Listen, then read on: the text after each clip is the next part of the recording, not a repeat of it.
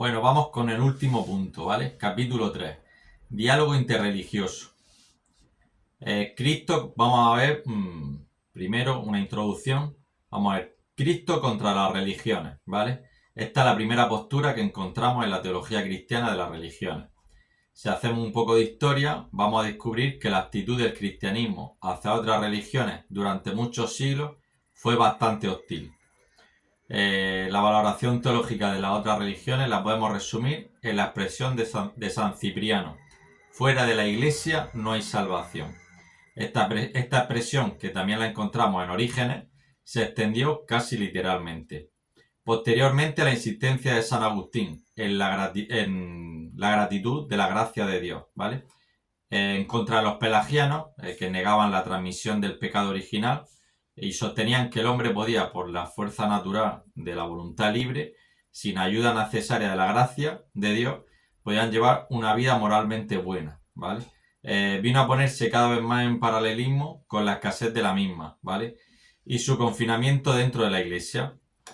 En la época de descubrimiento de América, gracias al Concilio de Trento y a los grandes teólogos como Belarmino y Suárez, la actitud de la Iglesia hacia lo que se hallaba fuera de ella evolucionó a un planteamiento excluyente a uno incluyente, ¿vale? Pasamos de fuera de la Iglesia a sin la Iglesia no hay salvación.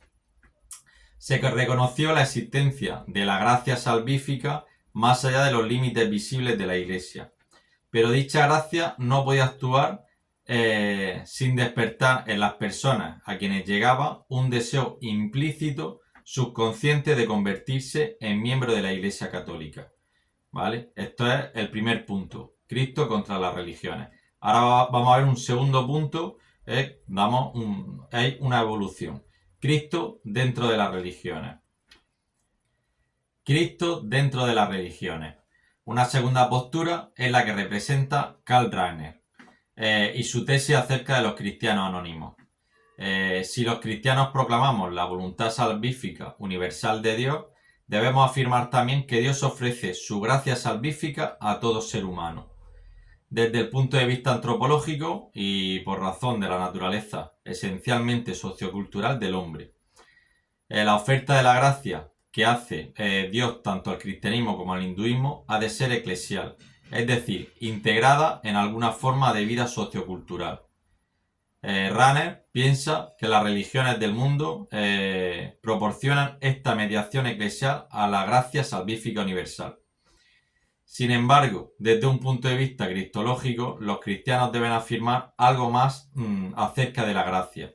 Se trata siempre de la gracia de Cristo, ¿vale? Por consiguiente, todos los hindúes o budistas que tienen experiencia de la gracia a través de sus religiones son cristianos anónimos, tocados por Cristo y orientados hacia Él y su Iglesia. Bueno, pues vamos a ver este tercer punto: Cristo por encima de las religiones. Durante las últimas décadas, algunos teólogos han constatado que el modelo Cristo dentro de, en particular la tesis de Rahner, no se corresponde con la experiencia que ellos tienen de otros creyentes.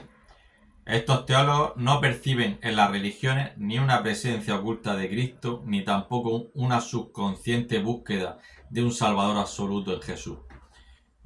Calificar de antemano como cristianos a los budistas no solo es una ofensa para ellos, sino que también empaña la imagen que pueden tener los cristianos de lo que pudiera haber de auténticamente nuevo y valioso en el budismo o en otra religión.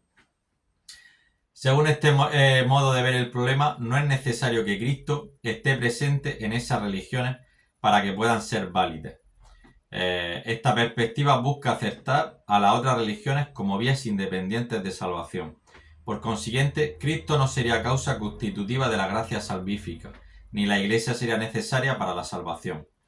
La finalidad primordial de la Iglesia no es traer, ¿vale?, sino transmitir o promover el reino de Dios.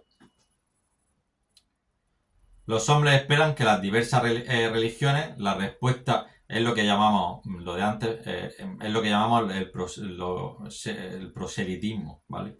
La Iglesia, su misión no es captar.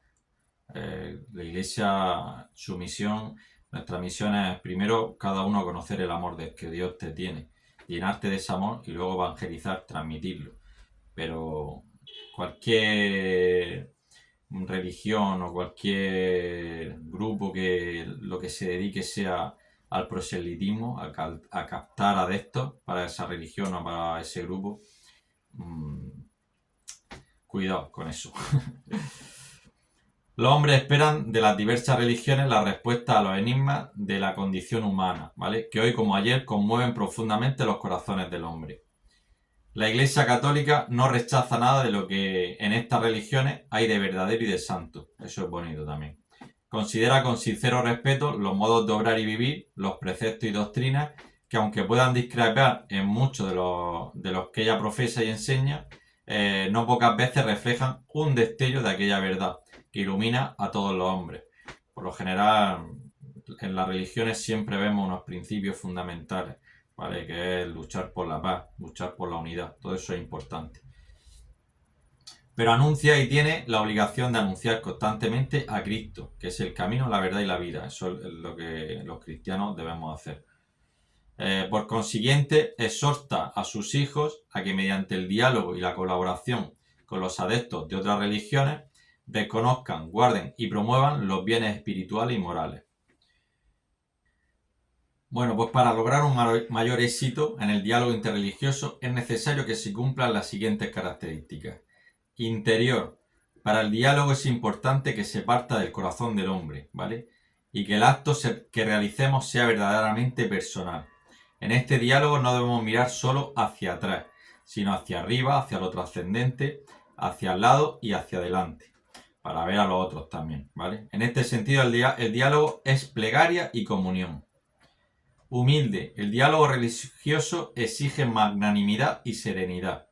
Con estas actitudes hemos de reconocer nuestras fallas históricas y ser capaces incluso de pedir perdón. Abierto. Exige entrar en comunión especial con el otro. Tenemos que dejarnos enseñar mutuamente. Amoroso. Nuestras religiones nos piden mirar al otro como imagen de Dios, ¿vale? Como al prójimo. Y debemos amar al prójimo como a nosotros mismos.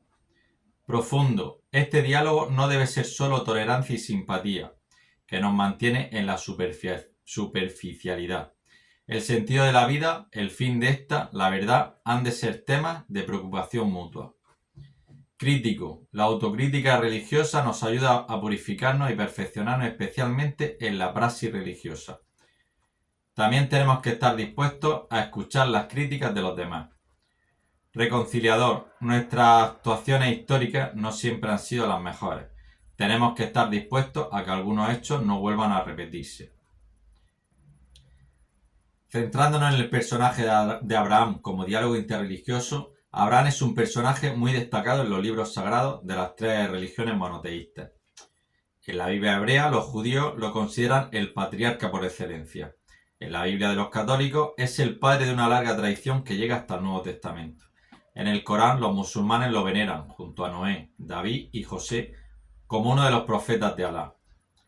Abraham se sitúa en los orígenes de las tres grandes religiones monoteístas, el judaísmo, el catolicismo y el islam, lo que hace de él un protagonista ineludible para la gran mayoría de los creyentes del mundo. Si sumásemos a los fieles de las tres religiones, estaríamos hablando de casi 4.000 millones de creyentes que tienen a Abraham como un referente religioso. Es decir, de 7.300 millones de personas que poblamos el mundo, pues más de la mitad están vinculados religiosamente a Abraham. Parece evidente que Dios cumplió su promesa cuando anunció a Abraham que sería padre de una gran multitud de pueblos. Es una figura que une a las grandes religiones y que debíamos proclamar patrono del diálogo interreligioso. De ahí que su nombre se convierta en una disculpa para descubrir los orígenes comunes de nuestras tradiciones, primero religiosas y luego seculares. Estamos convencidos de que el diálogo comienza con el descubrimiento de lo que nos une por encima de lo que nos separa.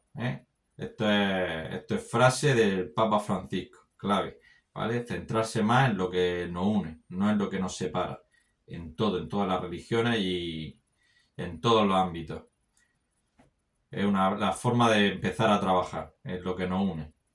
Solo de esta manera podemos avanzar en la concordia y enriquecernos mutuamente hasta poder afirmar que además de hijos de Dios somos descendientes de Abraham, nuestro padre en la fe. y si somos hijos suyos, somos hermanos entre nosotros, y como hermanos tenemos que tratarnos. 5 días antes de la Jornada Mundial de la Oración por la Paz, en Asís, el 27 de octubre de 1986, durante la audiencia general del miércoles, el Papa Juan Pablo II explicó el significado, la importancia y la modalidad de esta jornada con estas palabras. Lo que sucederá en Asís no será cierto sincretismo religioso, sino sincera actitud de la oración a Dios dentro del mutuo respeto. Y esta es la causa por la que se ha elegido para el encuentro de Asís la fórmula estar juntos para orar. No se puede orar juntos, es decir, hacer una oración común, ¿vale? Pero se puede estar presente cuando los otros oran. De este modo manifestamos nuestro respeto por la oración de los otros y por la actitud de los otros frente a la divinidad.